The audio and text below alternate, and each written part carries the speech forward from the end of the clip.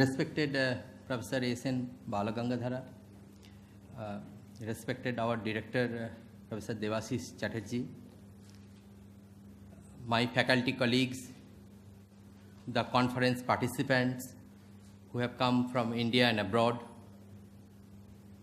and other distinguished members of IIMK and beyond who are present in this audience. I have 10 minutes, and I will use 10 minutes to describe why this conference, as my personal, as an evolution of my personal understanding of management. So I am a social scientist. I did my PhD in economics, neoclassical economics. And I understood in social sciences, the predominant models are the Marxist models. These Marxist models has a characteristic. It's called base and superstructure. So there is a base somewhere, like this building has a base, foundation, pillar, and everything else stays above. So similarly, Marxist models thinks this production process is the base. How production is happening, right? We have a hunter-gatherer society thousands of years ago. Then we have evolved to become an animal herder and then became an agriculturist. Then things move on. We have industrial revolution and we have modern times now. And as the production process is changing, this everything else, the superstructure, culture, religion, governance, everything is changing accordingly. So those who even are not known as Marxists, rather known as not Marxists, like let's say free economists, free market economists, right? Neoclassical economics is mostly about them. They also kind of more or less subscribe to this idea, largely. And these models can really explain a part of the reality, definitely. If you talk about, if you ask any economist, how would you motivate people to work? He'll say, well, increase the wage, give him some incentive, and that's how it will happen. Culture is rather kind of a, rather a very, not very deep phenomenon, or it's like a superstructure, as I told you. But are these models good enough? So now research is showing these models are not good enough, they do not describe the reality well. So I give you some well-cited papers. First paper by Keith Chen. He wrote a paper in AER, American Economic Review, perhaps one of the most prestigious journals. And he showed that savings, how much saving would you make, depends on the language you speak. So if someone is German as opposed to English, their saving range will be different. So culture has impact. So the superstructure is not, it's not a superstructure. Culture is actually influence how you behave economically. I personally have wrote a paper with Professor Abhijit Sarkar where I have shown that educational investment towards children, it depends on your caste. It was published in EPW. And two more, I can go on for 1 hour and 2 hours about this example, but I limit myself to 4 of them. Then Ichino and Meichi, in Quaternary Journal of Economics, they find that there are cultural differences in the propensity to shirk. You want to avoid work, depends on your culture. The southern Italy, Italians, they have a more propensity to they are more expected to shirk compared to North Italians. And they have done many things, and it's like saying, Bengalis are more lazy than Biharis, but that's what it is, it's found out kind of. And then we have Alan B. Kruger. So typically the understanding is terrorism, right? So how is it happening? Because someone is so deprived of basic amenities of life, so poor, and then he wants to get revenge, and then act of that compulsion, he becomes a terrorist. Well, Alan B. Kruger, again very celebrated economist at Princeton, shown actually terrorists come from affluent families, those who have everything. It is not the property that is driving them to terrorists. It's a very robust result. So management needs to understand culture to manage things well, to manage society well, to manage organizations well. Our Professor Devasis Chatterjee, he understood that. He sensitized us about culture. So he started a brand of I Am Kodikor, globalizing Indian thought, and that is essentially about the culture, how it influences management, and he started it 2009 when he was director first time. Coming to this more technical way, one person's name comes very at the front, Geert Hofstede. We have heard of. So what did he do? He was a psychologist and I'm IBM employee, and he offered an index to quantify the idea of culture. Now, how successful he was or not, that's a thing, but obviously he started it. We discussed about him in the workshop that happened before the inaugural ceremony. But he gives a framework. Did he give a framework? He gave a definition of culture to a sense. Our definition is not same as framework. So if you go to any culture, any human language, there is a word for up in the sky, there is a word for down under the sea. Right? Both are, all languages is there. Now some person can come and say, well, how would you define up?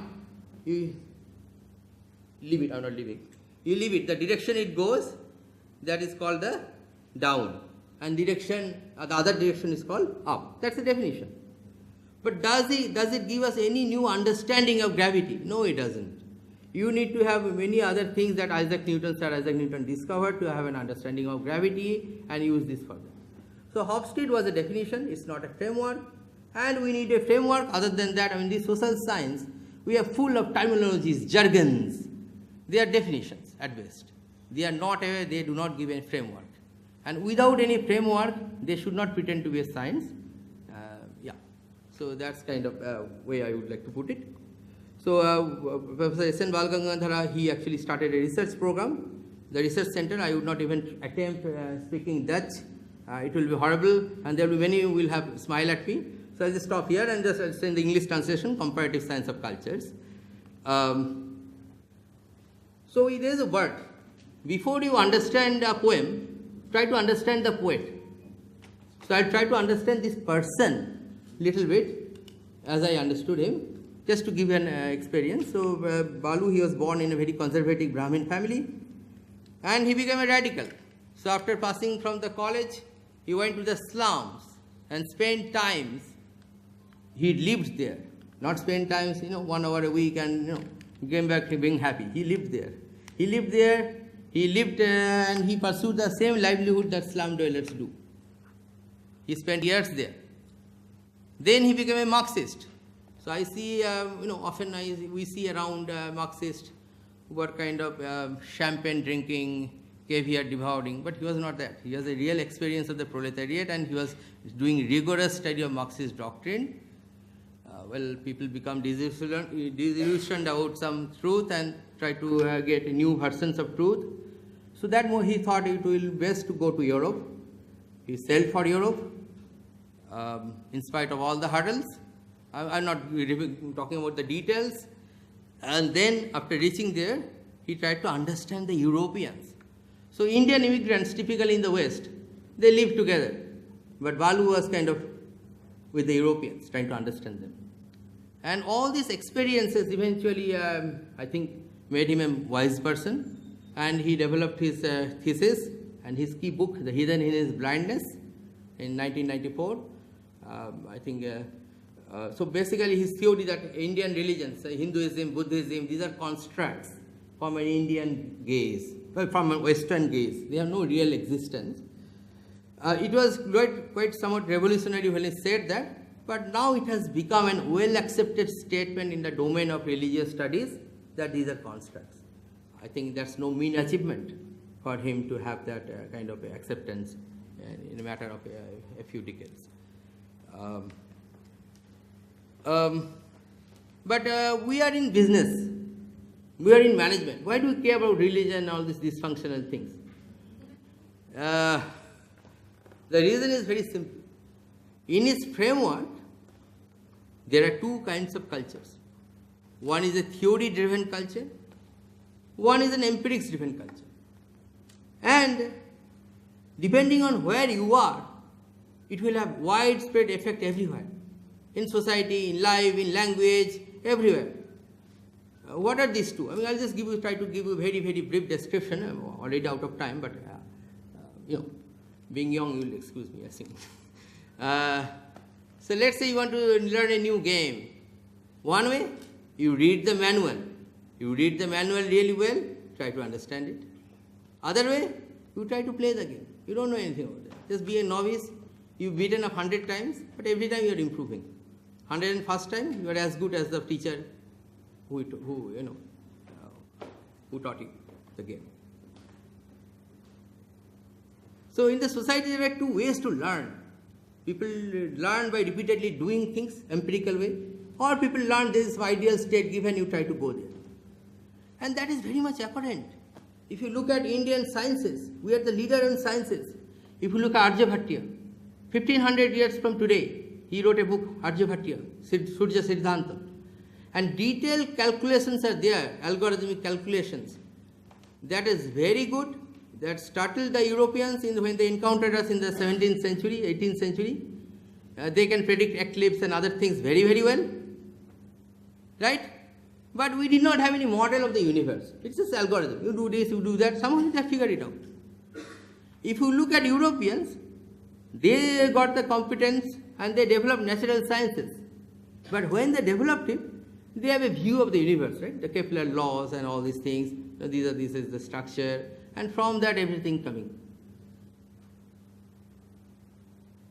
So this is definitely, there are two ways. And that is why this India and China, which are much, we could not discover natural sciences. They are all born in Europe, even though we had the calculations before, because of this difference in approach. And he never says that empiric space is an inferior approach. He's just saying both has pros and cons, and that we need to acknowledge and then imbibe in us for the mankind to move on to the next stage. After all, the idea of all this effort is to make mankind, human world is a better place, is it not? So I will summarize. We understand that culture is a very crucial aspect of management. And a scientific framework is all more important, particularly when we are calling it management science. I'm sure this conference, in particular, Professor Balu will have his speech, his detailed speech now. I see the hall is not full, but it's not the quality that matters. It's the quantity of audience that brings brilliance and future direction to our understanding of management. Thank you very much all.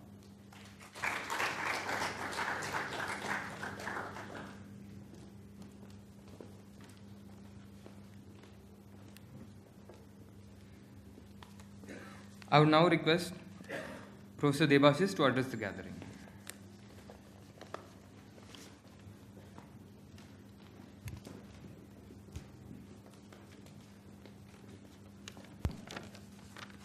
Professor S.N. Bal Gangadhara, Dr. Kaushik Gangopadhyay, the convener of this, Professor Baluni, who must have conceptualized this when I was not here. This conference has attracted a sizable number because culture does not really draw crowds.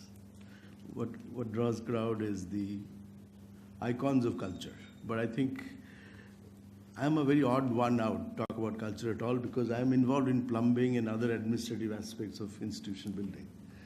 And I'm sandwiched between two heavyweight scholars, and so please don't expect some extraordinary theory building here because, if you can't attend to plumbing properly, neither your pipes nor your theories will hold water.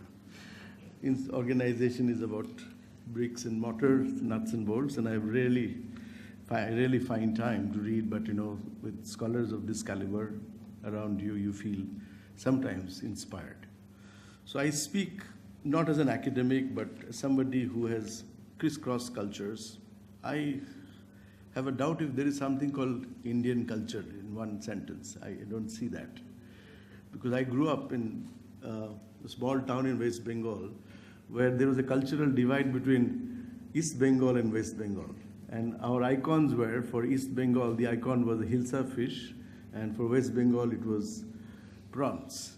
So each time Mohan Bagan played East Bengal, two iconic clubs of Calcutta in soccer, the entire Bengal will be divided into contrasting cultural, subgroups. One culture was seen as sort of easygoing, entrepreneurial. The other was seen as conservative. And so the clash of cultures was unfolding right in front of my eyes as a kid when I learned that this was the in-group and that was the out-group.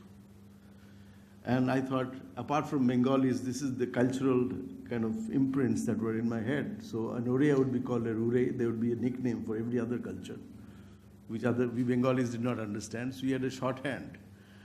And Marwadis would be called Meros. And so there was a shorthand that said that this was not our kind of culture. I went to work in Mumbai, and then I realized I had a great reverence for Marwaris and Gujaratis because I know they were creating all the wealth. And there was an ethos of hard work, and so it was far away from the way we Bengalis looked at Marwaris from within West Bengal. Then I came down south and I came to Kerala, and I had a very different notion of Malayalis. Here I learned, and it was imposed on me, that Malayalis would be pillars of institutions outside of Kerala, but within Kerala, they were more like caterpillars. And so you would understand that this whole notion of one Indian culture, pan-Indian culture, beats most constructs, because fundamentally, culture is a collective phenomenon. It is more of a statistical phenomena. At the individual level, I don't think we can decode cultures looking at the individual experience, but maybe at the collective it surfaces. Like I said, the language of business is about approximations. It is rarely about precision. And when you start talking about culture, you're talking about an approximate understanding of it, because you can be approximately right or you may be precisely wrong. Columbus decided that he will go to discover India. He landed in America. And India gave you something that was an approximation. India gave you a zero, which is something of nothing. But then after that, a lot of people argue that India, after discovering the zero, India only gives zeros to the world. There's nothing much from the Indian context. That's also another matter of interpretation. I'm just a sort of witness to those interpretations. So the language of approximation deals with cultures. It's the what of business, which is what I should be doing, can be done through typical management principles. You can call it management objectives, you can call it Six Sigma, you can call it lean engineering, whatever. But when it comes to applying those principles in real life, in realities of India, you have to go through the cultural route. You have to understand that, this is a culture that would look at seniority as a major issue. All right? And so if you look at an expression, somebody from the banking industry, if you look at an expression called NPA, the interpretation of that is non-performing assets. Only in India you will get an expression such as this. Now, if an asset is non-performing, does it remain an asset? Why do you call NPAs non-performing assets? Actually, fundamentally, it's a non-performing assumption. And so cultures throw up. You have to decode behind these approximations, something that I think from the practitioner's point of view. So what keeps this whole notion of Indian culture alive?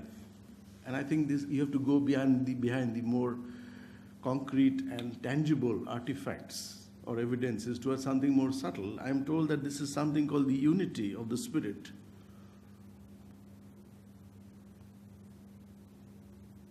That you can see prevalent pan-India. There's something that unites this country which you can't put your fingers on. But like electricity, if you violate those principles, it will know that it existed. I take the example of Sabrimala. Just see what's happening there. And all of a sudden, there's a constitutional aspect of Sabrimala that women have equal rights to go to the temple, but there is a cultural, spiritual aspect saying that this is something that has been coded in our past practice. So judiciary has no reach where people's beliefs and personal. So this is very unlike any other country. You won't see this extraordinary public outrage over what seems like a constitutional decision, a court decision, and you can't really fathom it. So you may be a practicing communist, but you may be a votary of the decision that says that, women of a certain age cannot go to this temple. There's no way to explain it, except through the nuances of culture. So if we look at the West, why we have to understand culture, because it's a way that culture is the way that a humankind decides to liberate its potential. If I look at the West, if I have to draw a contrast between the East and the West, I see the West's way of liberating is to organize, is essentially a social dimension of culture. So if I have to liberate my innate potential, I will create a brand. So I'll have a McDonald's, I'll have a Google, I'll have an Amazon. But if the West has to liberate potential, it has to create a Buddha, it has to create a Kabir, it has to create a Nanak. Here liberation means liberation of the moksha, means liberation of the individual self from attachment to the material dynamics of the world. And so the word liberation means two different things in the deep sense of the word. So that's why the West, with its current theme, will continue to build those brands. India will continue to throw up these icons until somebody changes things overnight. You see those big brands coming up in China, and you can see things are changing. And we are saying, is it possible that culture is also a very dynamic entity? It can't be simply a static phenomena, and it is individuals. Very often it is individuals that lend this dynamism and enhance the movement of culture in a way that it is very difficult to say that it is confined to geography alone. If you look at a country like Philippines was westernized much before it got modernized.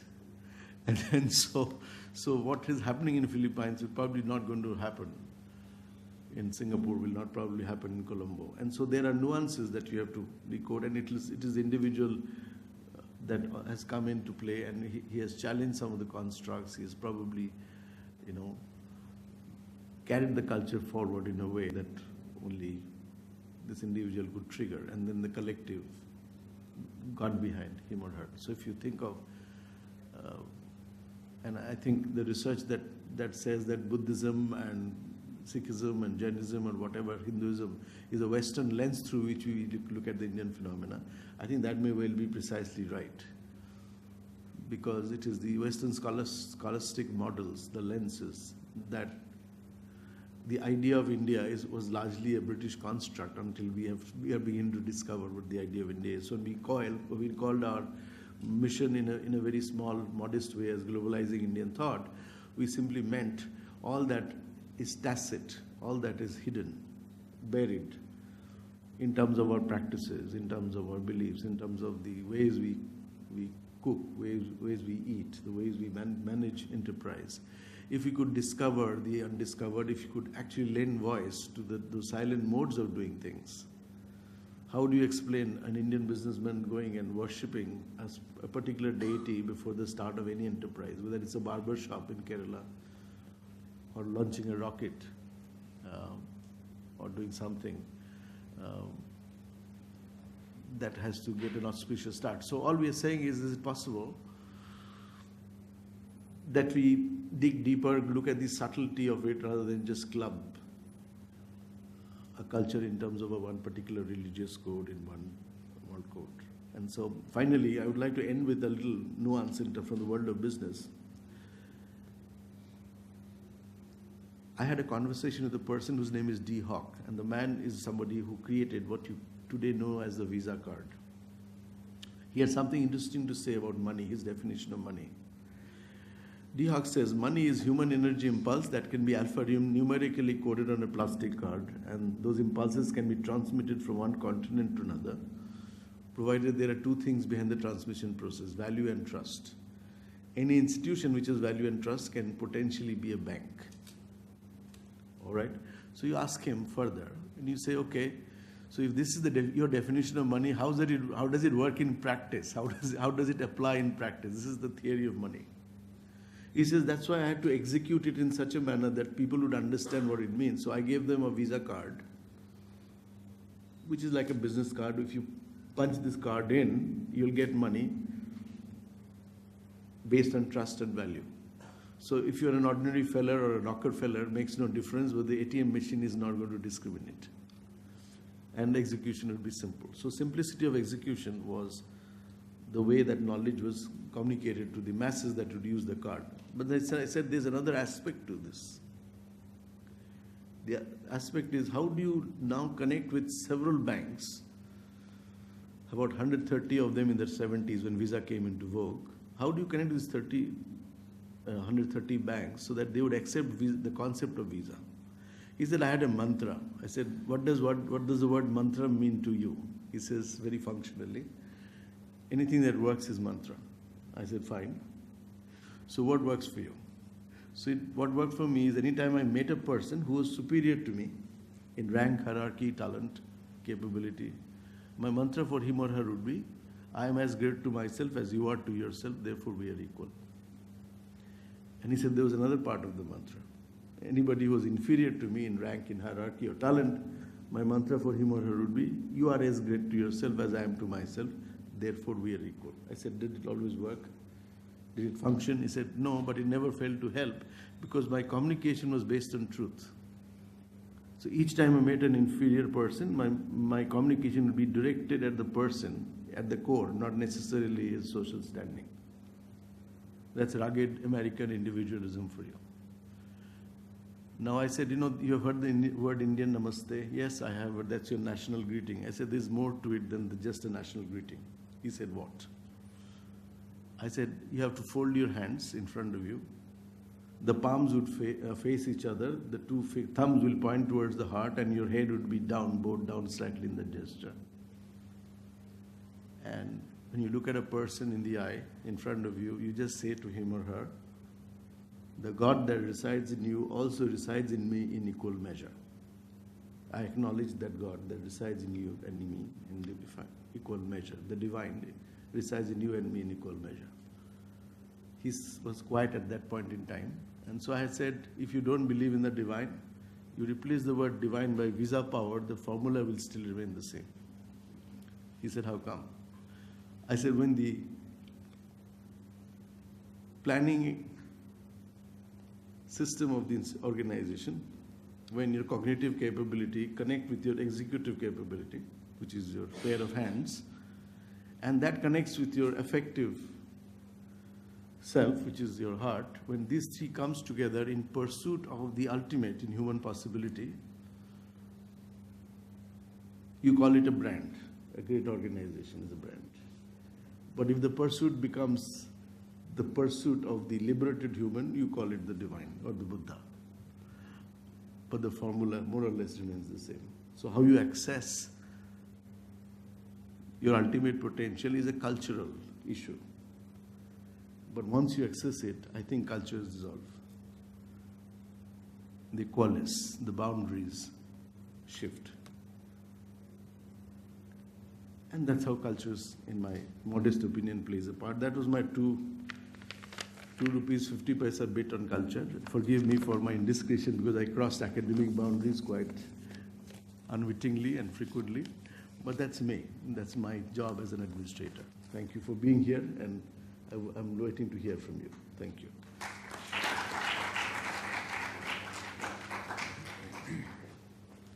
Thank you, sir, for the talk. Your 2 rupees 50 paisa was quite insightful. I would now request Professor Balu to address the gathering.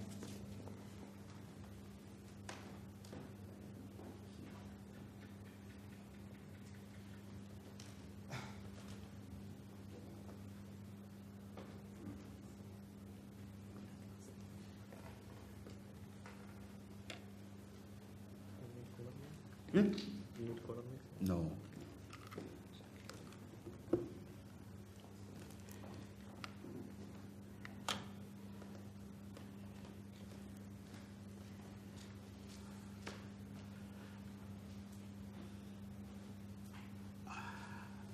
Our respected director, Dr. Debshis,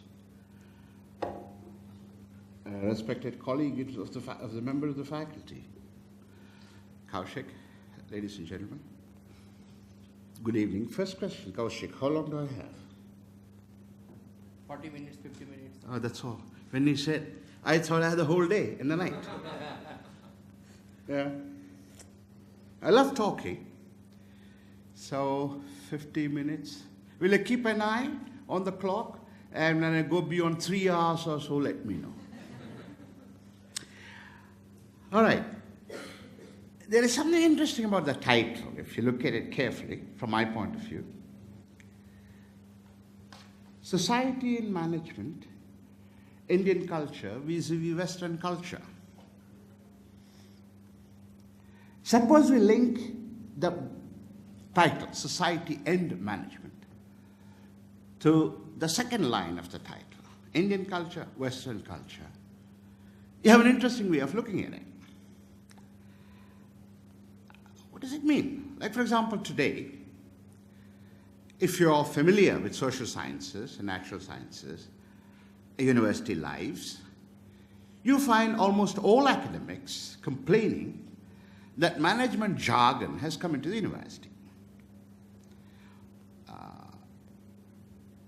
In Europe, politicians use management jargon to talk about political parties. For example, corporate governance, accountability, transparency. Not that these words are typically management, but this is a typical management jargon. So everybody wants to organize his business, identify core business. I'm talking about the universities, all right, or political parties. Talk about who the clients are. So, in fact, there are many people, intelligent people, creative people, gifted people, concerned people, who think the curse of this time, that's after the Second World War, is a penetration of management jargon in society. Why do they call it jargon? Because one thing is very clear. Management specialists are worse than astrologers.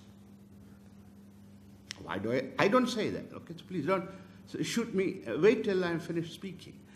And then you can shoot me. I'll find some protective armor or something. Why is it jargon? Because if management is all that good, how come there are so many bankruptcies?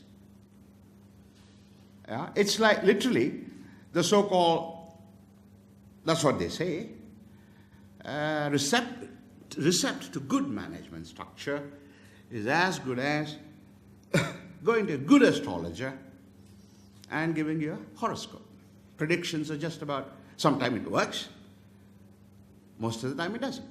So, actually academics are very angry at management people because management has jargon, has come in, not merely the jargon, the way of looking at everything, as though society is a firm, as though university is a business firm, as though there are business processes in a family, and so on and so forth. Time management, etc., etc. I'd like to suggest to you, that's what happens. From the perspective of Western culture, you move from management to society. That is, you have some idea of what it is to manage business organizations. This idea actually borrows from other theories, like, for example, management has borrowed very heavily from political science, even though we might not know about it. For example, the idea that each shareholder has one vote is borrowed from political theory, because in the management, in the beginning of the 20th century, it was not that way at all. The idea of corporate governance and so on and so forth comes from political thinking and ethical thinking. Corporate governance is basically thinking about ethics of management. So this is not contribution of management, it's contribution of other theories which management has borrowed, and now it undergoes a reverse process and goes from management of business organizations to organizing society. Now this is a very typical, this is one way of looking at your title, contribution of Western culture, that is, move theories and organizational forms from management to society. Which means what?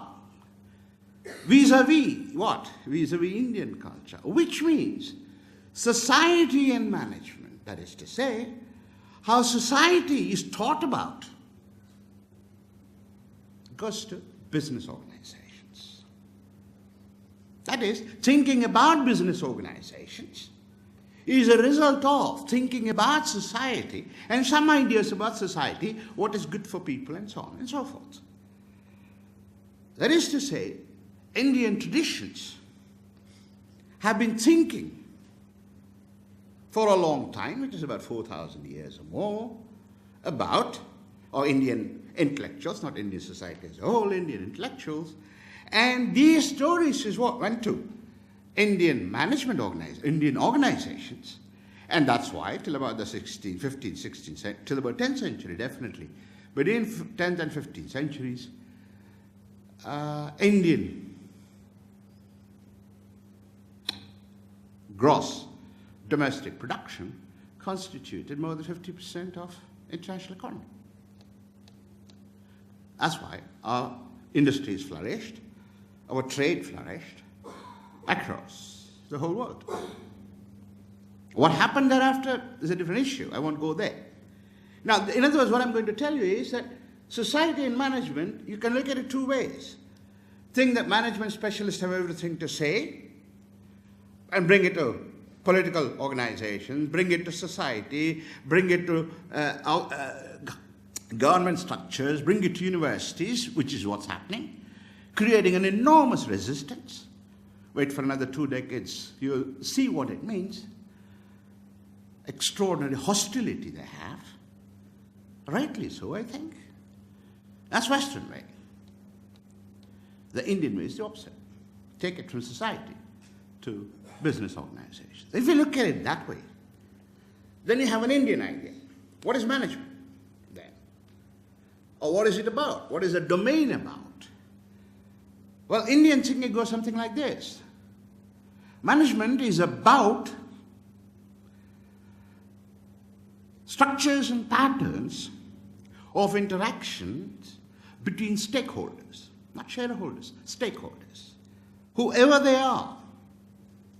Once you use the word stakeholders, as you know from your current management literature, stakeholders are always bigger than shareholders. So management, the domain of management is about that. Therefore, what is management?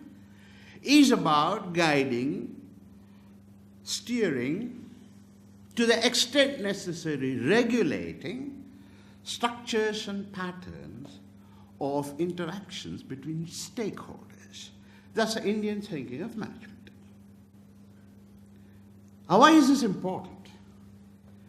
When Kaushik invited me, I went to the website, and on the way also, and even here, I discovered your motto, which is actually a wonderful motto, globalizing Indian thought. There is something interesting you must know. You see, thought doesn't have a culture, a region. 2 plus 2 doesn't have a region or a culture. E equals mc squared doesn't have a region or culture. If you call them thoughts, okay? An integral calculus doesn't have a region and culture. So if you look at thought that way, that is, you're willing to call those as thoughts, then you discover something strange. You're always globalizing thought. Either we say 2 plus 2 is equal to 4, we're globalizing, let's say, or integration of dy by dx, or differentiation of dy by dx, whatever it is, x by y. Now, we are globalizing thought, in this case, Western scientific thought. So, if that is the case, either we globalize Indian thought,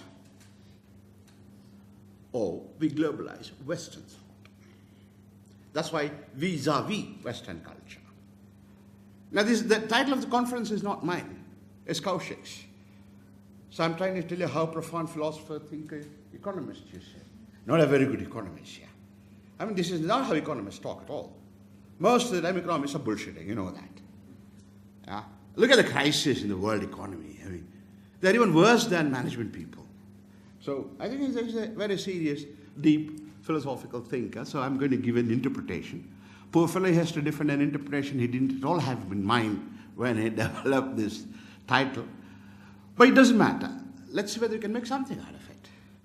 So if you're not globalizing Indian thought, you'll be globalizing Western thought. You might ask what is wrong with it. Absolutely nothing. I mean, physics, for example, or chemistry, or modern medicine of some types, or Western, contributions of Western culture.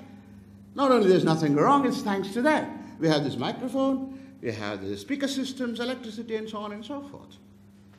So there is nothing wrong because something is Western, as though there's something holy about being Indian. It's not. I'm not at all saying this, so please don't mistake me. Please don't misunderstand me. But in areas of thought, good, about human affairs, and I'll give you two examples. Indian thinking is light years ahead of Western thinking. Light years. So that if you think Western thoughts, what's going to happen is a destruction of humanity. And I'll show you with two extraordinary examples. One which recently took place here, one which is rather old, for the last at least 100 years, it's known to all of you, show how, if we do not globalize Indian thought, not just India, humanity disintegrates. And it's disintegrating now. Look at the world. Iraq, Syria, Middle East in general, Pakistan, Afghanistan, America, Honduras, Guatemala, the caravan of immigrants, the millions of refugees from Africa to Europe, Yemen war, and any amount of drought and famine and war and suffering. People, this is the Second World War. This is the world after the Second World War. There's nothing civilized about this at all. Absolutely nothing. The most barbaric period in human history. And it's going to get worse. Why? Because you're globalizing Western thought. That's why. And that's what I'm going to show you. Indians knew about this problem, worried about it, thought about it, had a solution for it nearly 4,000 years ago. That's Indian thought.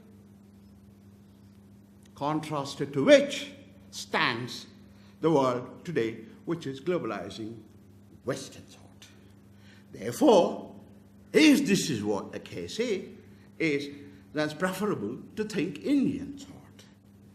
Because it's better, alternative, it's more sophisticated, it's perhaps, in fact, the only possible scientific way of thinking. This is the thesis I'm going to put across in just two examples, chosen carefully to shock you. If you are not shocked by the end of my story, either you did not understand, my apologies for my English then, or you were sleeping. You're welcome to do that. But I must tell you, as a professor, I have a very bad name. When students sleep in my class, I make them get up and leave the room. So if you don't want to be insulted, when you sleep, please sleep with your eyes open. Don't touch it. All right? Okay. Now, you all know the story about India, which is what? India has caste system, has a social order. It discriminates against so-called scheduled castes, scheduled tribes, oppressed by Brahmins, which obviously constitute 3% of the population. And if I remember this newspaper story, right? A BJP MP a few days ago declared in the paper that these Brahmins transformed Hanumanta, gave him a monkey face, put a tail on him, whereas he was actually a human being and a Dalit. Now, how she knows what happened to Hanumanta from Maya? You know, you have heard of Hanumanta, no? So apparently Brahmins put a monkey face, put a tail, and refused to treat this Dalit as a human being, which is the typical story of Brahmins. She's an MP from BJP. I should have said that. I hope you read that. I hope all of you did not believe in it. Maybe some of you did. I'm sure some of you did. But I find it's like as intelligent a comment as Modi say, we knew plastic surgery 4,000 years ago because look at the face of Ganesh. Yeah, it's as intelligent as that. I think he should get the Bharat Ratna. I'm going to write a letter recommending that Modi gets a Bharat Ratna. Now this is this Nobel Prize story. You know? So, not that Congress is any better. My God, look at the Rahul Gandhi here. They don't know what to do. You feel like hiding your face. And a bucket of shit, actually. You know, he's so bad. So, I'm not telling you any political stories. I was once deeply politically involved, not anymore. So, this story, you know, so there is 4 castes. And there are the Dalits, Harijans as Nehru, as Gandhi called it. And we, the upper caste people, I belong to the upper caste, by the way, are quite happy to belong to the upper caste, incidentally. Though in my Marxist days I was very ashamed to say that as a Brahmin. Now, I'm quite happy being born a Brahmin, yeah. So, we oppress, all the upper caste people oppress the lower caste. There is a story in Kerala, of course. Casteism as a discovery of Indian Marxists. Communalism, casteism, they're the ones who coined these terms. So we have casteism in India. All right. You know this story, I hope, so I'm not going to tell you much about it. And one of the things of this caste story is, so told the Europeans, which Indians have repeated since then, the last 100 years, they simply repeated the Europeans, which is that we need to generate, activate, encourage intercaste marriages. When you have intercaste marriages, then it will happen over a period of time that caste system will disintegrate. Now this is supposed to be a very progressive policy. Every state government gives you 1.5 to 2 lakhs for intercaste marriages. If you're economist, management students, imagine the huge amount of waste of national resources, subsidizing intercaste marriages. Anyway, so to help break down the caste system, one of the awardees of Bharat Ratna also tells this story. See, he himself married a Brahmin in order to break down the caste system. Now, most of you, in all probability, have heard this story, believed it, without checking, asking a simple question which all scientists should do, and that is, where is the evidence for it? But some of you would have done it, and you'd have got reference to 2 texts, 3 texts basically. I'll just take 2 of them. One of them, one is in Gita. First chapter, Arjuna says, Varna Sankara will happen. You see, that's the Brahmin ideology. Second is reference to Manu, who has written Dharma Shastra, where he talks about Varna Sankara. And the third is Purusha Sukta of Rigveda, where Shudras is supposed to come from the feet of Purusha, and this is the 4 Varnas caste system. Probably you have read about it, but I don't think you would have read it. Because here is something very, very strange. They say these 4 shlokas forbid intercaste marriage. They express Brahmin ideology.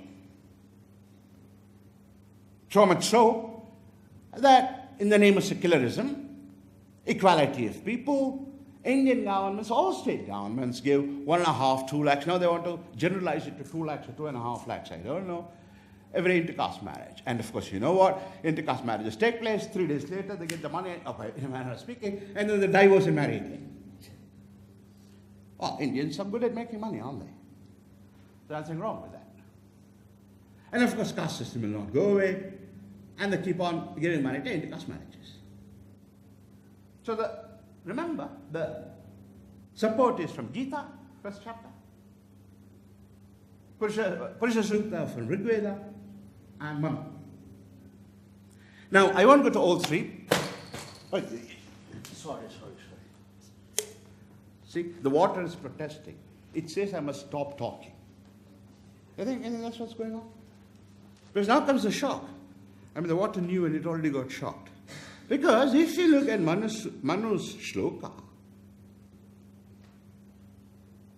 or at Gita, they don't speak a word,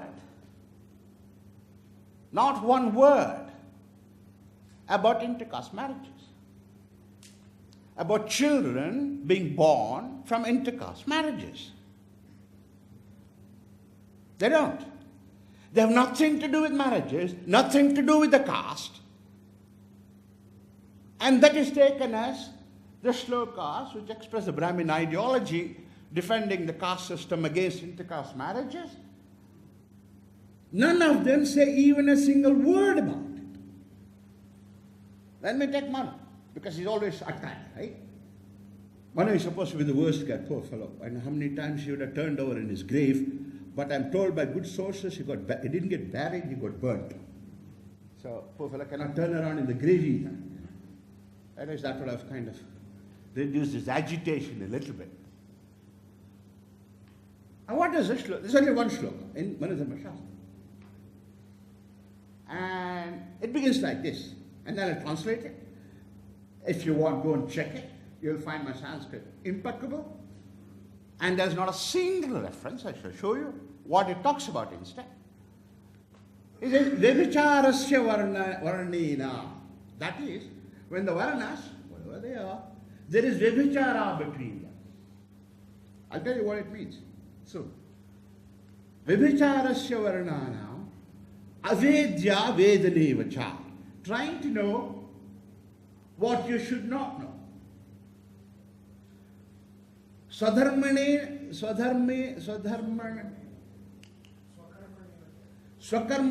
tyagena. Tyagacha.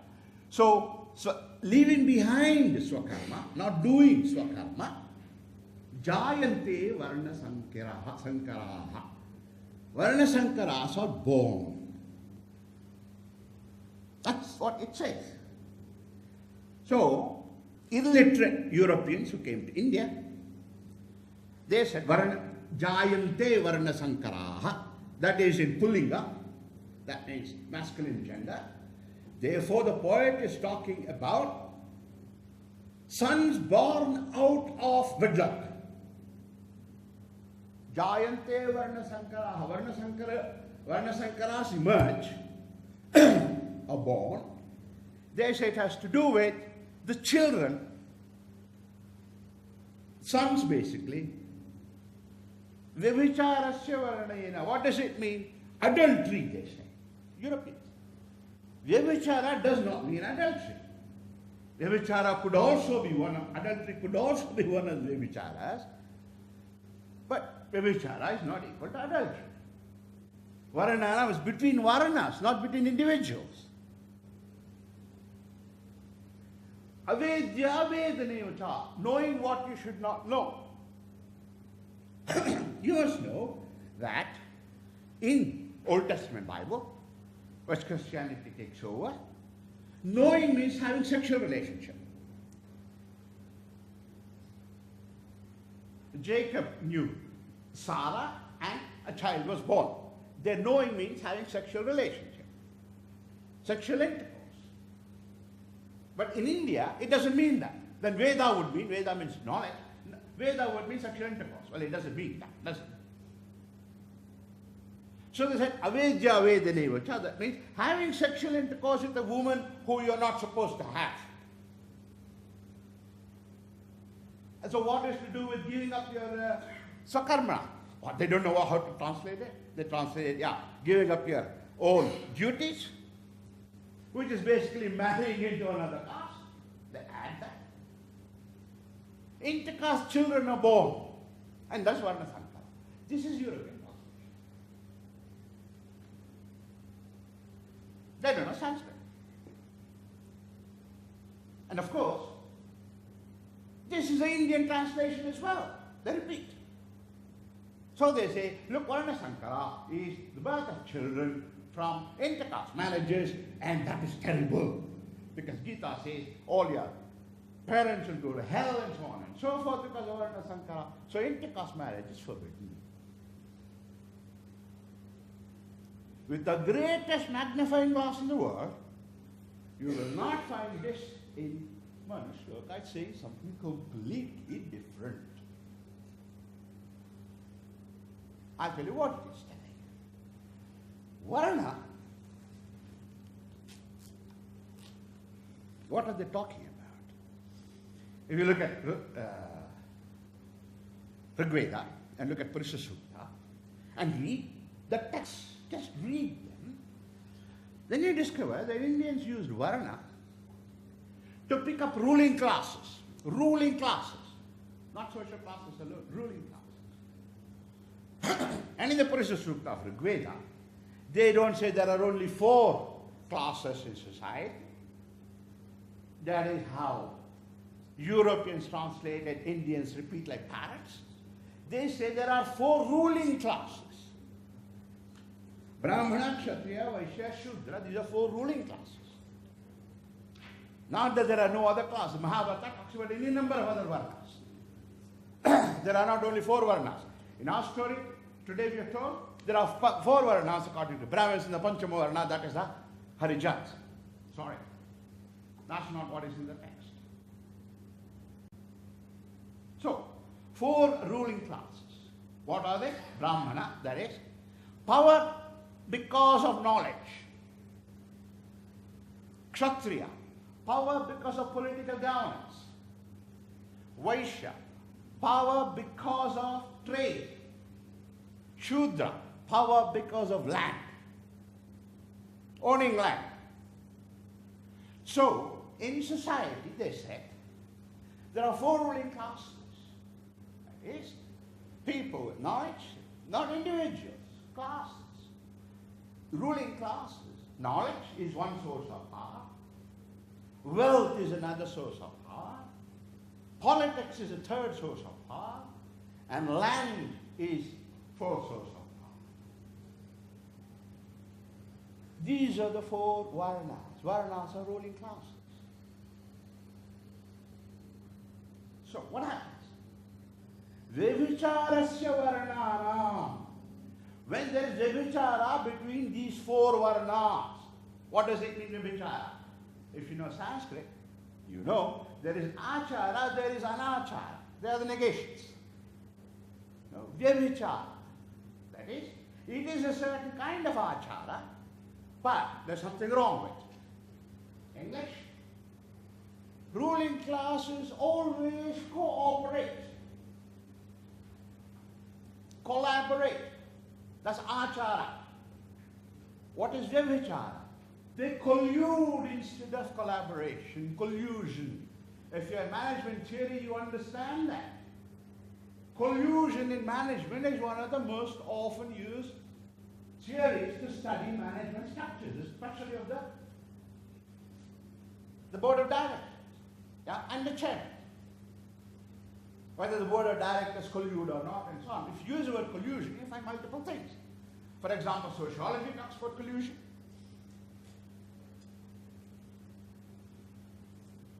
Economics talks about collusion when firms collaborate with each other to fix the prices. Political science talks about it, collusion. That is when the different, like the Wall Street works with the government as against the Main Street, as Americans put it. And there is oligarchy forming, oligopoly formation. These are all expressions of collusion. This is vyabhichara between groups, ruling classes, because they collaborate with each other, not collude with each other against the people. Vyabhicharasya varnana. When ruling classes collude. Avidya, avedadevacha. Therefore, people get to know what they should not know. That is, people whose goal is to get knowledge should not get interested in money, should not get interested in politics, and manipulating people should not get interested in acquisition of wealth. They should only focus on knowledge. Avidya vedadevacha. Sakarmanasya tyagena. So you give up, if you're a so-called Brahmin, instead of, or a Kshatriya instead of ruling, or a Vaishya if you're trading, and Shudra, wealth in land. If you give that up and seek the goal of other ruling classes, Jayanti Varna Sankara. Varna Sankara emerges. This is what happens. Where is intercaste marriage, people? Where is children of intercaste marriage? Where is this wasted expenditure of 1.5 to 2 lakhs to every single intercaste marriage? Who has read Manu? So what are they doing? Parroting what Europeans have said. And of course you give them Bharata, right? Ambedkar's not Bharata. That's why I said Modi should have them. I'm going to propose it. Give it to himself. And Atal Bihari Vajpayee got it. Jawaharlal Nehru got it. Who knows? Maybe Bal Gandhar was it. And you know who Bal Gandhar is? No, I'm not talking about myself. Bal Gandhar Tilak. So if you look at Manu, what are they telling you? The worst that can happen in society is if ruling classes collude with each other. That is a central problem of Indian thinking about society. And look at the world today. Exactly that is happening. The media, political power, economic bankers, industrialists, landowners form one bloody big club. That's what people are revolting against all over the world, and they're calling it populism. They are fighting the ruling classes, not in the Marxist sense, please. Marxists don't know what they're talking about. So our world today is absolutely chaotic. Enormous suffering of people, war everywhere, precisely because of Varna Sankara. You don't give them 1.5 lakhs and 2 lakhs, and there is Varna Sankara. It destroys society. Indians knew this 4,000 years ago. And Gita is exactly the same, in a much different way.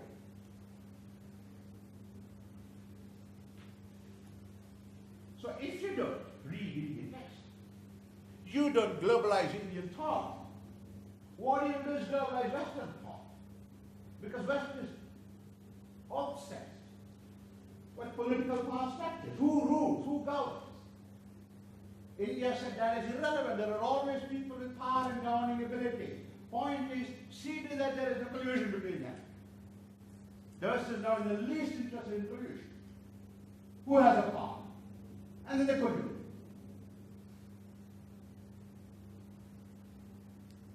What do you want? You want to globalize Indian thought? I want to globalize Western thought. Choice is yours. You globalize Western thought, this is where we are. It's going to get worse. Don't think India is growing soft power. See, all this is bullshit. It sounds good in Delhi. Just go to different parts of India and you'll see. That's not true. Simply not true. 85% of engineers are unemployed and unemployable. What the hell are we doing? Software? No software firm in India that I know is able to recruit people from India. They're shifting to America because software engineers don't know how to code. For example, in Python. So don't think we are a soft power, emerging soft power, made in India. Engineers can't do anything. What are you going to make in India? It's a bullshit. Because Modi doesn't know it, right? Well, this is bullshit. If I come to power, I am going to see to that all the farmer loans are waived. And now what happens economically? Every government, everywhere. So farmers take the loan, which farmers, those who have the money, of course, and land. And they know within a year it will be waived. Interest-free credit. And you're supposed to be not anti-poor, pro-poor. You should not be anti-farmer, pro-farmer. This is a country, people. You must be ashamed to take an Indian passport and go out. Whether it's Modi or it's Gandhi. Indians were not like that. Indian thought was globalized. What is not what globalizing is saying that Arjuna, Ganesha has an elephant, and because we had plastic surgery, you don't go like that. They think we are mental retards and modernity if you talk like that. No. Yes. Movement from society. So they said, why? Because in the goal of people, the city again, the goal of each individual in life, and therefore also certain classes, is to be happy. So they were very keen in finding out which organizational factors are required in order to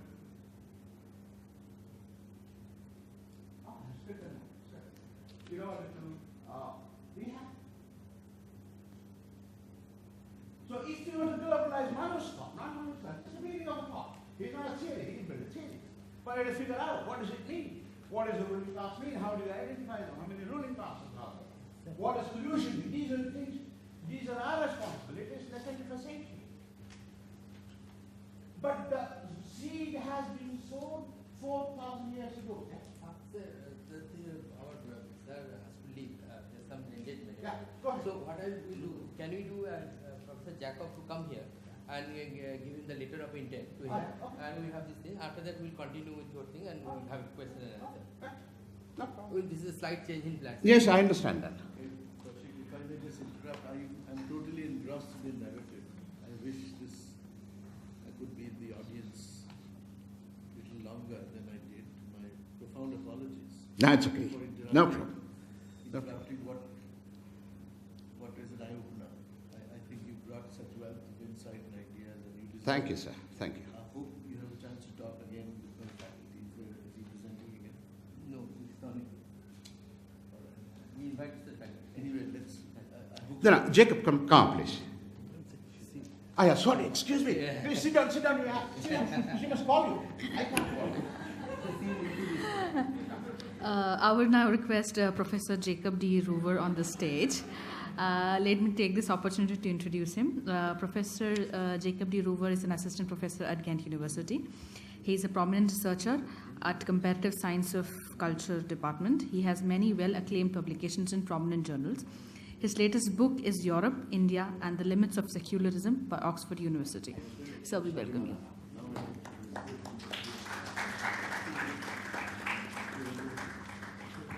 Talk a little bit about the letter of intent. Yeah, sir, can you just take the stage and explain about the letter of intent? Thank you.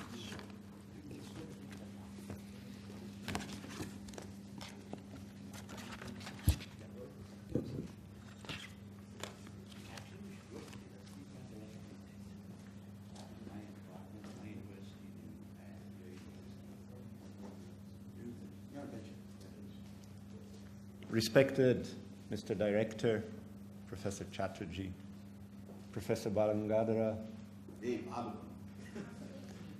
Professor Saligram Narayan Rao Balangadara.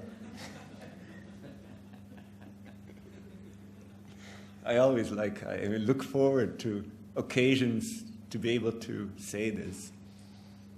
I was just given one, so thank you. Your pronunciation is improving. It's taken 25 years, but... Absolutely. Kaushik. Ladies and gentlemen, it is my great pleasure to announce the signing of a letter of intent for collaboration between the Indian Institute of Management, Kozhikode, I'm doing my best, you see, and Ghent University in Belgium. Now, this is the initiative of Kaushik. I think it's a great initiative, very important one. And usually what happens at such occasions is that we have to brand the university. We have to do some branding and spread our corporate image. Now, it's a bit painful, after what Balu has just said, to start branding my university. I find it painful even without what we just heard. Now, that branding basically consists of the following. We're number 61 in the Shanghai ranking.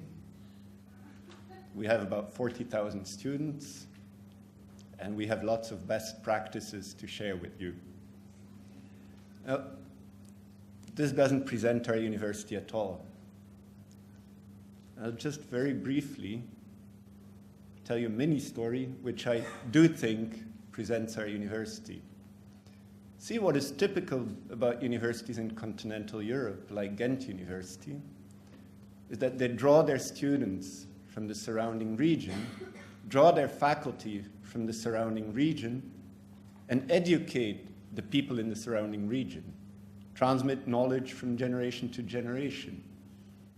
What is also typical is that the teaching is based on research and driven by research. Actually, in Flanders, there's a law that says we must do that. Now, it's this kind of environment which allowed Professor Balu, when he came to Ghent University 40 years ago, 45, losing count. When he came to Ghent University such a long time ago,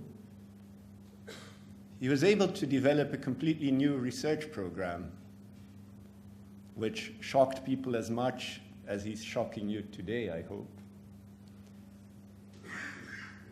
It gave the space to do so, and there was a group of us, people like Nela, Balu's other research students, myself. What are we? Well, we come from the surrounding region, from all kinds of social backgrounds, social classes, and we were able to go there to that university, be trained or get an educational program, a master's that had been developed by Professor Balu based on his research, and become researchers ourselves.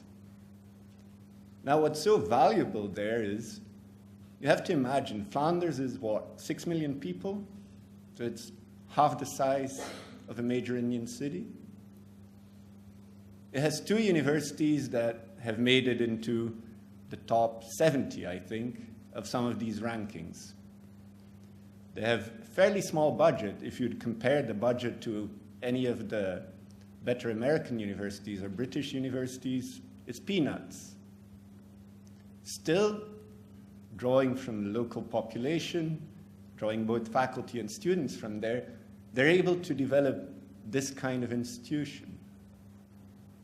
Unfortunately, we're also able to begin to destroy it by introducing management jargon and corporate branding and all of that. But it's still alive. And therefore, I'm still proud to represent Ghent University here and to be able to say that the kind of collaboration we'll be able to set up is one that is based on research. It's a collaboration. The letter of intent gives us a year to explore where we want to cooperate. The idea is that we bring together management studies and Kaushik's research with the kind of research we're doing at the Department of Comparative Science of Cultures, and that we explore how we can also collaborate with the Faculty of Economics, for instance, in our university, or with our other departments that focus on culture in our faculty. And we hope that we can then go to a cooperation agreement where we can specify the different projects that we will take up. Now, up until a year ago, it would be Professor Balu speaking here, because to our great misfortune, he has retired last year. To his great good fortune. Now, the prediction is, by all astrologists, that because of his retirement, our Shanghai ranking will go down at least 20 places. But in spite of that, we'll do our best to recover. And I really look forward to seeing the kind of shape the collaboration with IMK will take and building on the work that Kaushik has already started. So I'll just show, you won't see anything, but I'll nevertheless do it. It's already been signed. So this is letter of intent. Thank you.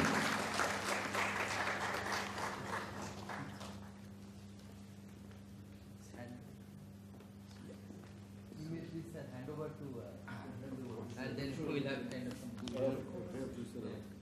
elaborate handing over.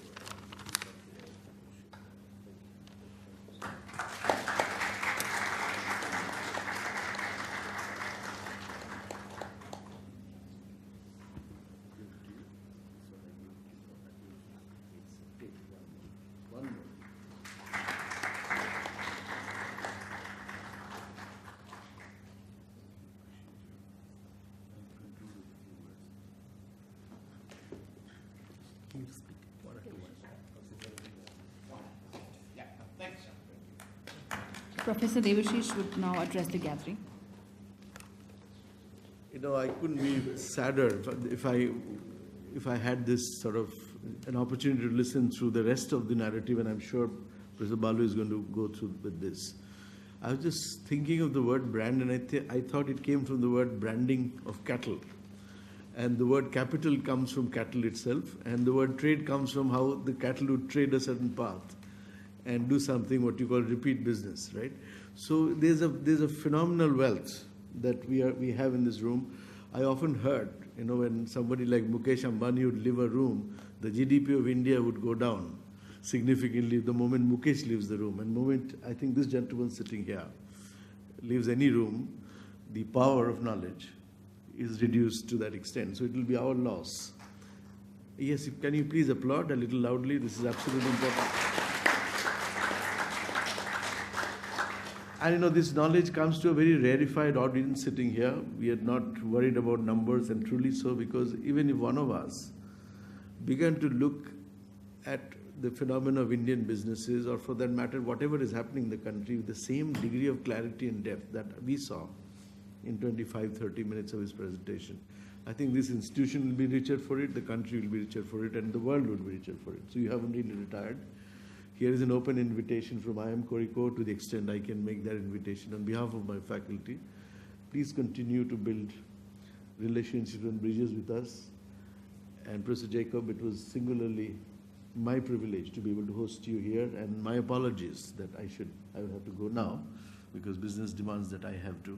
But I look forward to meeting you again in India as well as in Brussels. And thank you for being here. I appreciate that.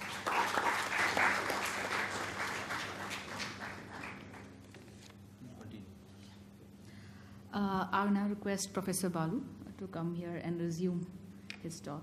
Professor Balu.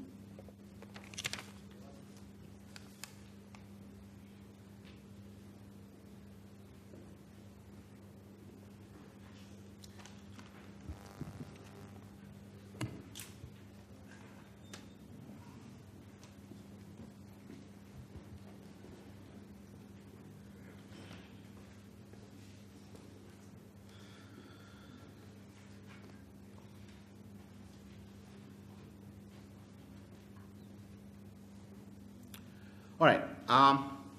It's a pity that he had to leave, but we understand, no? He's got a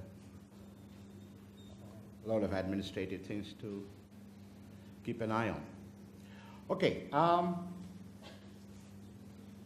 So there is one example, which I gave you, of what happens when, instead of globalizing Indian thought, we globalize Western thought. Because what Indians have been doing, whether in the field of political science, sociology, economics, management, is simply parrot Western thinkers. Okay? They're not really produced anything worth reading about. Even culture and management. I mean, okay, still the host stay there, it's still Bart Trompenaars, I mean, the same buggers who've been bullshitting all the time. Now, I'm not saying Indians also should bullshit, but I think India should stop bullshitting and say something serious. There is enormous thinking that's gone on in India for more than 1,000 years, till something happened and the process of thinking came to a halt. So so in that sense, we have not said the last word. No, that's not. But we have said more than the first word. And as you can see, our thinking on collusion just in one shloka is light years ahead of what political science, sociology, economics, management can tell us about collusion. We are the ones who are worried about it. We are the ones who found out ways of stopping it. That is the idea of what we call purusharthas. That is to prevent this. Purushartha meaning a Brahmin should only seek knowledge. They should not seek, etc. Is how to prevent collusion. So our purusharthas were meant. Kshatriya should only take care of justice, dharma, and so on. So we thought about collusion. That means you must have studied society and see what happens when collusion occurs in society. And they called it a name Varna Sankara. It destroys the past, present, and the future. So we are light years ahead in any domain you care to think of in Western social sciences. We are light years ahead 4,000 years ago, 3,000 years ago, 2,000 years ago. Date it the way you want. So if we don't, well, what we see in the world is a result if we just parrot. And there's another parroting of Western thought, which is affecting Kerala today, South India today. Take as an example. I won't tell you what the solution is, but I'll show you how foolish it is, how dumb we Indians are if we keep parroting European thought. And that is about Sabrimala. Okay? So you have the apex court, the Supreme Court, saying that women of a certain age group should be allowed, must be allowed, because they have a human right to go worship the deity. So this man, Deepak Mishra and others, was simply parroting.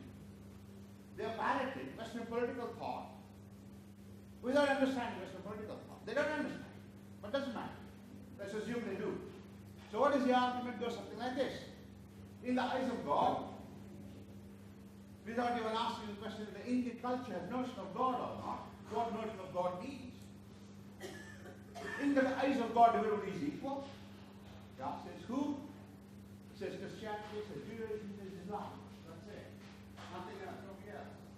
Anyway, it doesn't matter. And Pankaj Mishra is, I don't suppose it's a Christian. Pankaj Mishra is a name. Deepak Mishra. Who is Pankaj Mishra? He's a writer. Right. Same kind of Same kind of writer. So, in the eyes of God, all human beings are equal. Women are also human beings, and they have the right to worship. Really? What the hell does it mean, right to worship? Worship is a word. It's not puja. Please don't mistake.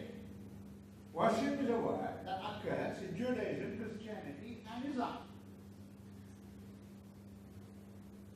You don't have the right to worship in any of the three religions. It's not a right.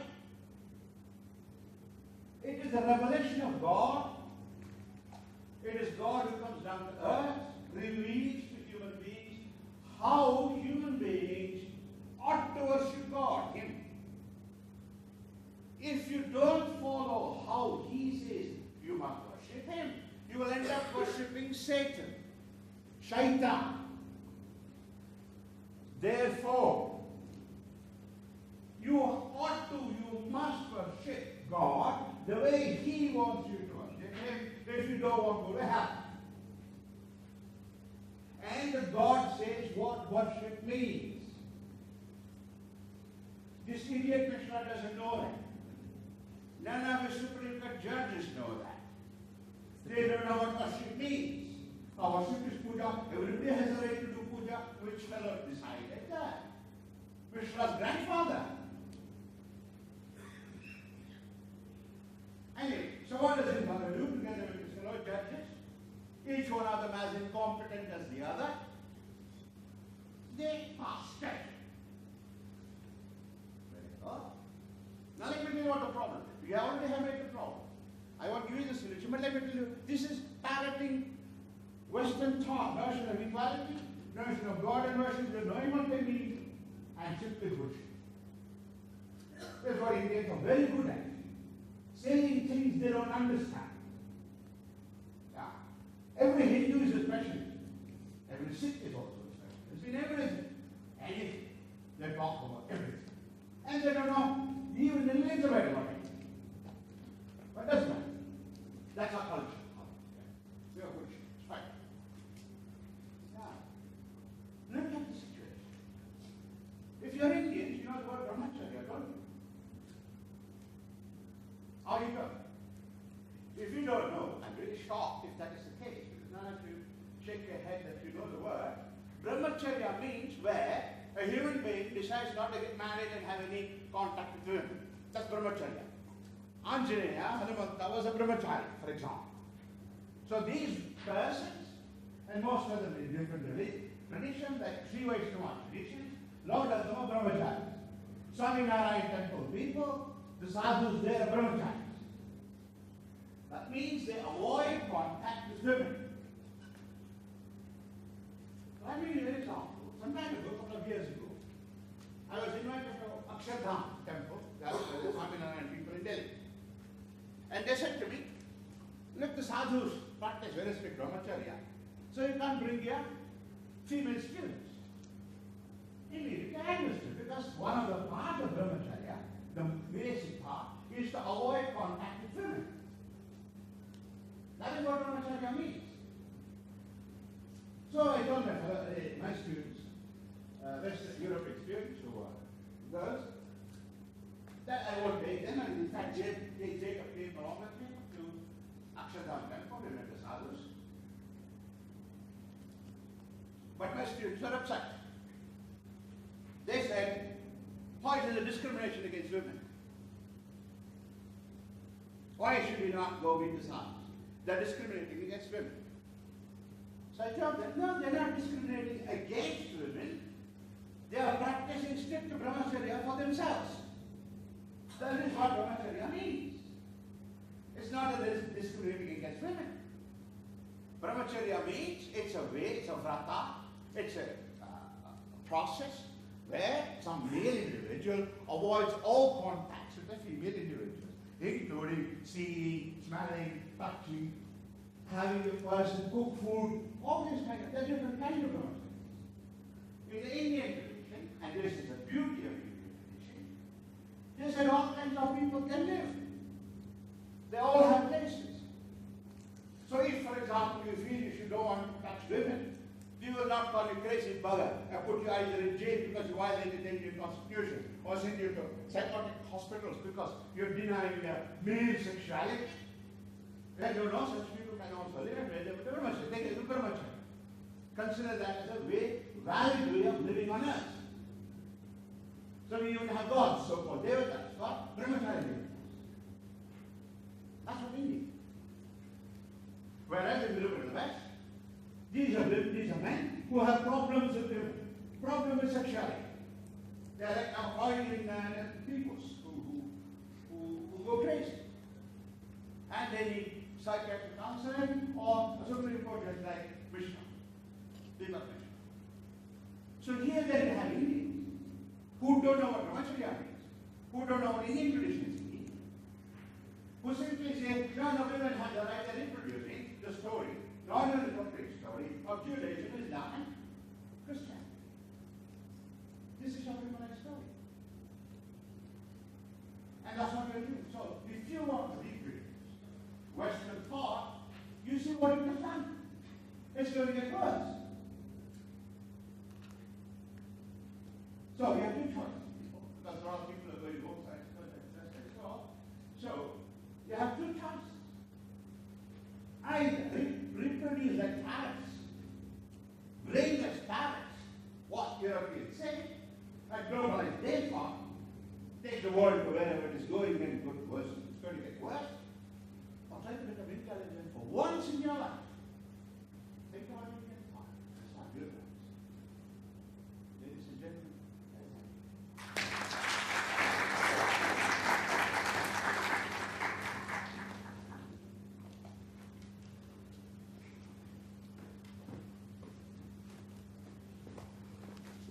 The floor is now open for a Q&A session. I request the volunteers to.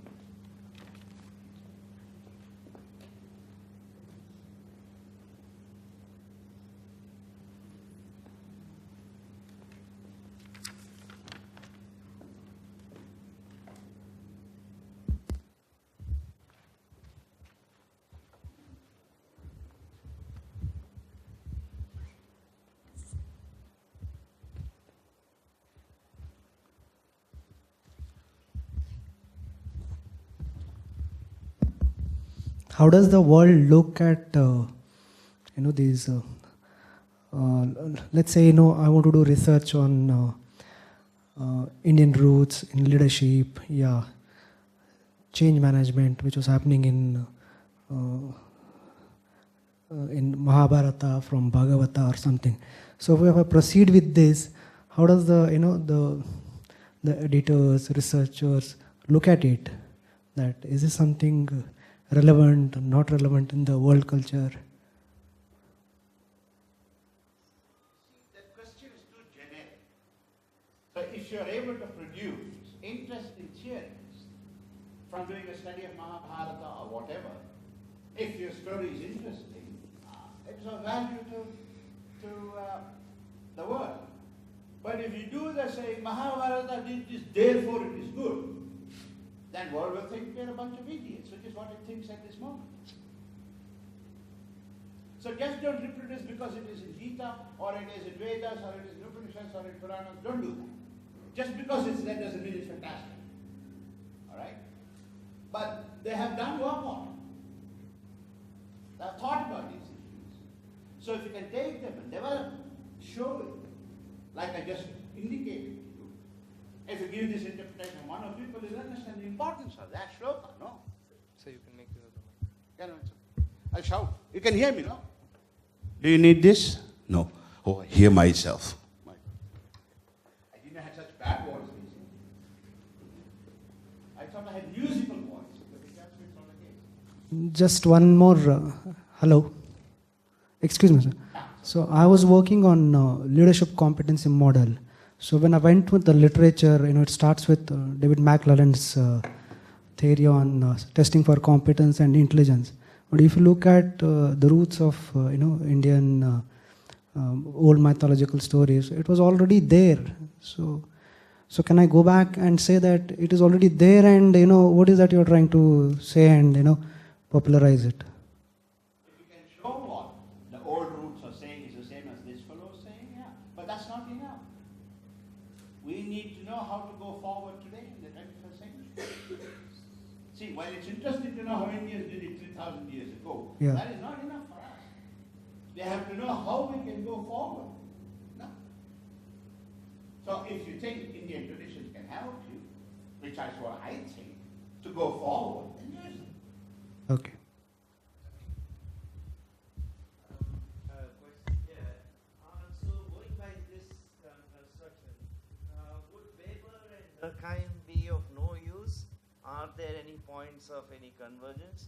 Or if so, how future is intellectual ontology?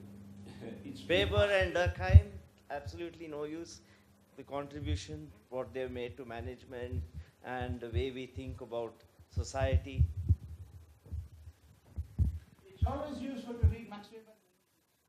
Very interesting to read them. They give you some vague idea about Europe. But have they said it, like, they're better than American sociologists today. Okay. It's better to read a Durkheim and a Weber than read a Talcott Parsons and those who follow him in America. Yeah. So the sociologists in America are a bunch of cretins, buffoons. No, cretins. Emil Durkheim and Max Weber are buffoons. I mean, they're intelligent people, but they're clowns. But the cretins, those are the Americans. So don't read them. Don't read Americans. That's my strong advice to you. Avoid America after the Second World War in social sciences and humanities. Avoid as plague. All right? Europeans are better. Europeans in the beginning of the 20th century. That's why, for example, in some senses, for example, Weber, one of the most interesting things which no sociologist has followed through in his Protestant ethos and this thing. He says, today we don't understand, Marx Weber is saying, what Protestant revolution meant in Europe. Nobody has followed it up. But it is true, it's one of the most fundamental movements that happened in Europe. It changed a lot of things in the world. But you still don't know. For example, you have the progressivists and Marxists and Ambedkar saying, what we need is reform of Hinduism, like Protestantism, reform Christianity. They don't know what they are talking about. So, in that sense, people like Durkheim, when he talks about suicide, for example, or even Weber when he talks about politics as a vocation, or about charisma and so on, They have something interesting to tell us. They're far more important in that sense. But I call them buffoons in the sense they're not telling us about society as such. Because both Durkheim and Weber, just like Marx, presuppose social classes exist in all societies and there is class struggle. Well, all one has to do is look at in India to show how bullshit that is. There are no social classes in India, there's no class struggle in India. Of course, Marxists say that. I mean, I also have said it. Class struggle is the motor of history. 1848 manuscript, Communist Manifesto, I also repeat it. But they don't exist, they are scientific accuracy. So in that sense, they're class. Okay, but they have far more interesting insights than 18th, 19th century writers in Europe, than the post-Second World War writers in America. So don't read about it. Unfortunately, all your management is coming from those jokers. And that's why management is absolute useless trash. All right? You may get jobs. Look at what's happened to Indian industries. Anyway. Those Indian industries that work well are those who don't use your Wharton Business School models. I have a couple of questions. One is, you mentioned about the Varnas being Varnas applicable to the ruling classes. Are ruling classes. Or the ruling classes. Are Are the ruling classes. the ruling classes. However, there is, while I'm not a historian, I'm aware that there is, it's been chronicled on even before the Western, even before, let's say, the British or the other forms of colonization that happened in India. When they came in, it is already chronicled that there was, it had seeped in through the entire society. So it was not just about the ruling classes, but there was a Varna system. So at which point did it stop being interpreted as Varnas or our ruling classes vis-a-vis Varnas across, four Varnas across the society? Unfortunately, the question is the result of reproducing the story about Varna system and caste system. About Varna system seeping through all Indian layers. What do you mean? When I say Varna social classes, ruling classes, what does it mean to say ruling classes seep through society? What does it mean? It doesn't mean anything. Ruling classes always rule society. So Varna could not seep at all. This is confusing four Varnas and four castes. And caste system has seeped into Indian society. That's what the Indian historians say. Yeah? That is what Rabindranath Tagore, etc. of this world say. And what historians do in the world today, guided by the Westerners, we Indians give Bharata Ratna to idiots. Right. So what historians do is give positions, invitations to idiots in history. And that is why Rabindranath Tagore is so popular abroad. She's an idiot. You cannot have ruling class, you cannot have Varna system seeping through. In Mahabharata already they say there are different Varnas, not merely four, which means there are more than four ruling classes. Second question is with regards to there is a theory that even this concept of Hinduism, the ism being attached to Hinduism, is itself a Western thought process because structured religion was not there before the Western thought process coming into India, and therefore Hinduism became an ism because of Western thought. Your comments on that?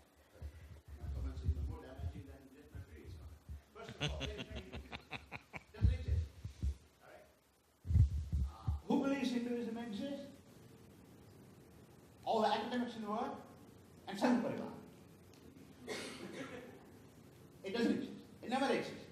We talked that way. Let me give you, today also, still there, my brother's children speak that way. They are living in India. But let me give you a biographical example, autobiography. I must have been about 11 or 12 when I went to high school. Or maybe, no, 10, 11, something. So it was government school, government high school, and we had to fill the application form. And one of the questions, so what is your religion? And it had the following, Christian, Mohammedan, Buddhist, other, Jain, I think, other. I didn't understand the question. So I went to my father, who was a graduate. So he was university educated. So I asked him, how should I answer this question? He looked and said, right, not applicable. Because I was not a Hindu, I was not a Christian, I was not a a Hindu and other, yeah. So I was not a Christian, I was not a Jew, Muslim, I was not a Buddhist, and I was not a Hindu. I didn't know what a Hindu meant. What I knew was, my family used to be called Sanketi, because that's the language we spoke. So I was a Sanketi Brahmin, that much I knew. But I didn't know what the hell Hindu was. So I wrote my went to the classroom, my teacher was there, was a Muslim, Sayyid Ahmad. Hey, he said, Bhagananda, come here. Yes. What have you written here? Are you Hindu? Are you a Christian? No. No. Are you a Muslim? No, sir. Are you a Jain? No, sir. Then, are you a Buddhist? No, sir. Then you are a Hindu. No, sir, I am a Sanketi Brahmin. Oh, it still hurts. Is it right Hindu? Oh, first time I said, no, sir, I'm a Sanketi Brahmin. Give me one more. More powerful one. Right Hindu. I wrote Hindu. So next year, I tried the same trick with a new teacher who was not a Muslim. Same thing, not applicable. Got the same problem. This time I got 23 times. So I said, no, when they asked me what is your religion, right Hindu.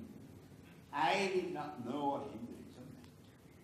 To this day, when my brother's children, say 25, 30 now, they say it's a Hindu. If you ask them what is the religion, and you ask them what is Hindu, they don't know. So you go ask Indians what is Hinduism, the only people who can answer is Sant Parivar. Yeah. Even the Rahul Gandhi says he's a Hindu Brahmin, he doesn't know what the hell it is. I'm a circumcised Muslim pretending to be a Brahmin. Come on, you're in India, it's possible. You know that he's a circumcised Muslim, right? I mean, his mother was a Catholic, his grandmother was a Muslim. His grandfather was a Muslim. That's when they had a problem with Pharaohs. So they are Muslim. And it's going on the Tatari Guru, you know, the sacred friend and all. Alright? So we don't know what it means. Hinduism doesn't exist.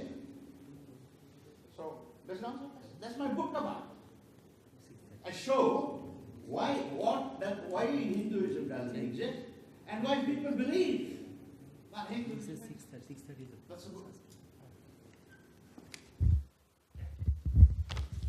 Sir, so my question is this side, sir. I thought you No, yeah. So we heard such a nice explanation from you. How do you motivate yourself, sir? What is the way you are so active? You are reading, you are thinking in such an active manner. What do you really motivate yourself, or it comes naturally to you, sir? How does that happen? First jocular answer. Drink Chyavanprash. All men become active. No. But shall I give you honest answer? Don't think I'm making fun of you. Because people like you exist, you motivate me. You really, see, you are the future of the country. You are the future. Okay?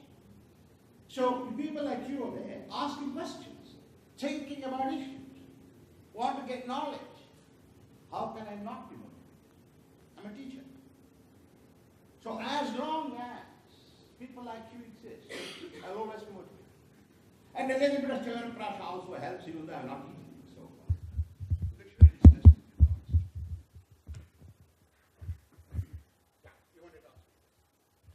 I'm Dr. Nandish. I come from Indus Business Academy.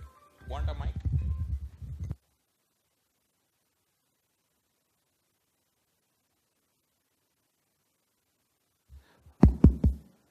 I'm Dr. Nandish from Indus Business Academy, Bangalore.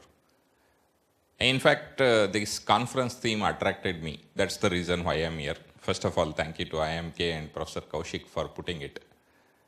With this context, I request Professor Balu to throw a light on one important thing. See, we have about 4,700 B schools.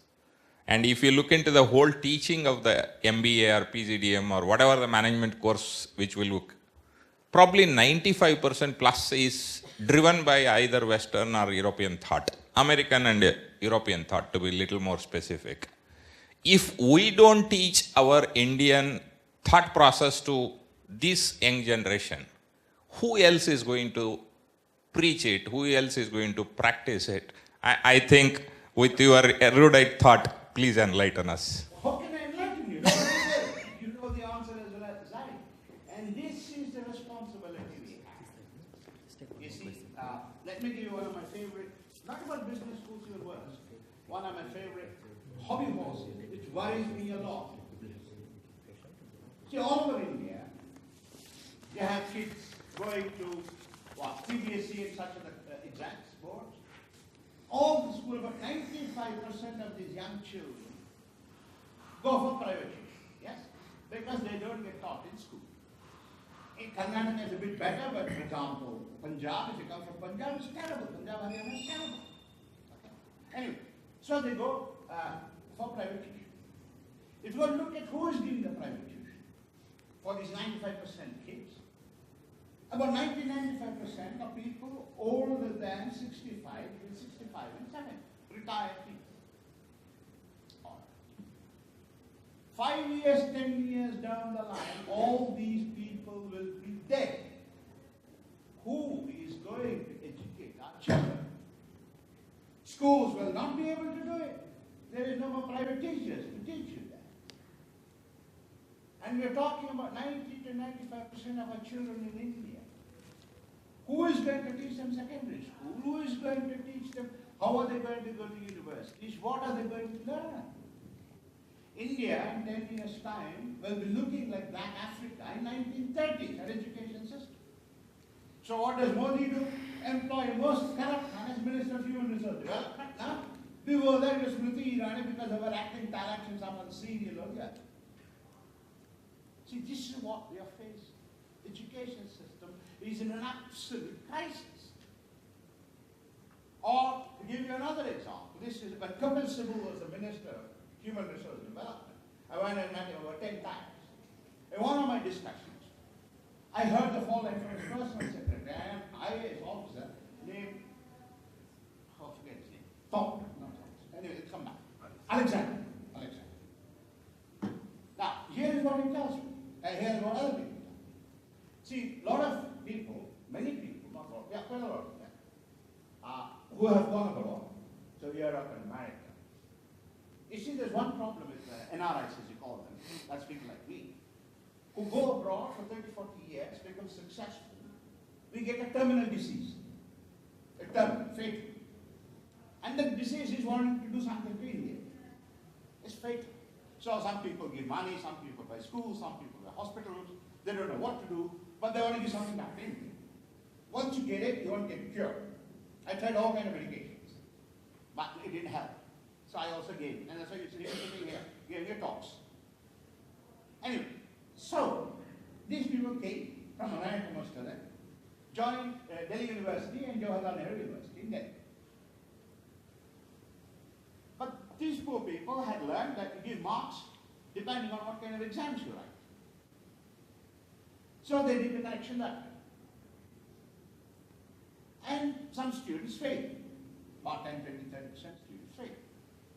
Of the failed students, 30%, 95% of them were SCs, SCSTs. So these SCST people went to this professor, they said they are discriminating against Dalits. It's atrocity, they said, because you're failing us. So this teacher said, but we don't know your caste, we just give grading your answer sheet. If you give bad answers, we fail you. So they thought that the teachers would not give in. Okay, second year, same story happened. So they said there's a Dalit discrimination going on in JNU and DU. All right. And what did they do? They went to Kapil Sibal, Minister of Human Resource Development. What did he do? He called the vice chancellors of Delhi University and Jawaharlal Nehru University with him and said, all these students must pass. The vice chancellors agreed. Because most of the vice chancellors are corrupt here, they paid money to the minister and come as vice chancellor, number one. Number two, if they did not do it, they would not get any funding. So I went to the teachers.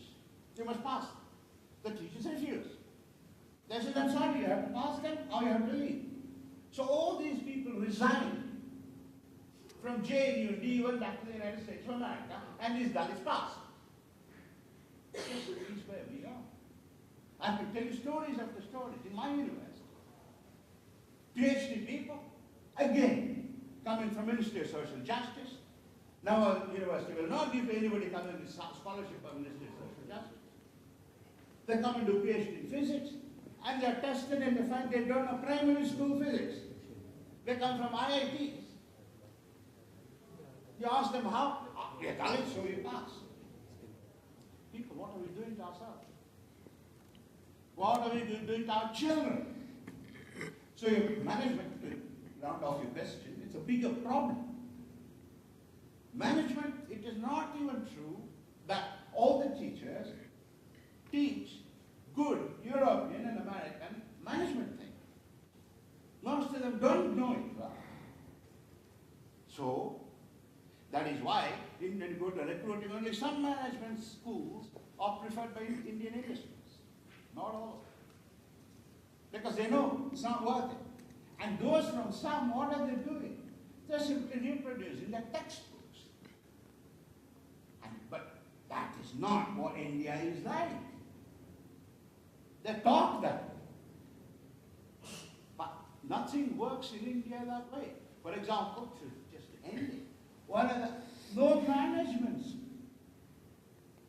how do you say, process or organization in the world knows what India knows, putting it out. You know what putting it out means? It's a term coined by IIM people in Bangalore. The person, say, let's say, assistant managing director, puts it up to management director. Management director puts it up to the board. Even though it is the prerogative and the power of the assistant managing director to decide, he puts it up. And from MD always gives it downwards, discuss and advise.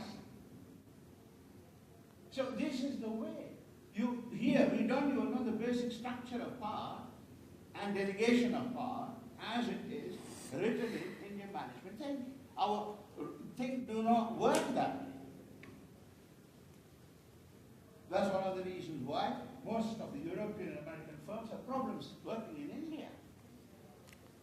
I'm sorry for cutting through. We have time for only for one last question. Hello, sir. Thank you for the enlightening talk. I'm Shiva Kakkar from IMA. I have a very specific question with regards to academic publishing. So previously we had some success in, integrating Indian perspective and explaining contemporary Western management phenomena. But what we have realized is that during the review process, there is a continuous pressure to secularize the entire thing, remove all references. So if we are, saying that this comes from Jivan Mukti Vivek or some text like this, they'll say, where's the latest edition? Or, who's the latest author who has worked on this? Now, these things are very old. And we have tried to show that, this is one new theory or framework through which you can understand this particular phenomena, which is not well explained by other things. How do we resist this pressure of secularization during the entire process? Don't call it secularization. Don't talk the way the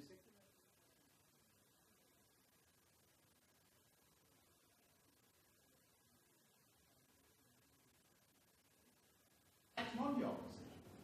Like surely you can't, if I'm going to write this thing about, I'm writing this thing on Manu. I don't see anybody telling me not to use Manu because with this thing I'm developing, I told a different story. So in that sense, if you're able to develop stories which are interesting, which are better than alternative stories, they won't ask you to change the references and so on. So try and think about developing thoughts using old sources if they have to. And I think they will. That's been my experience in the last 25 years. Indian writings, Indian texts have enormous content. But don't go to listen to these people who tell you very good. No, not at all. So we conclude this session today. Once again, I welcome you to this conference and to a beautiful campus. We equally look forward to the equally interesting day 2, where we will have a couple of plenary sessions and technical sessions and a lot of other activities. And we'll now take a brief short break and we'll return by 6:30, maybe 10 minutes, and we'll have a cultural program ready for you.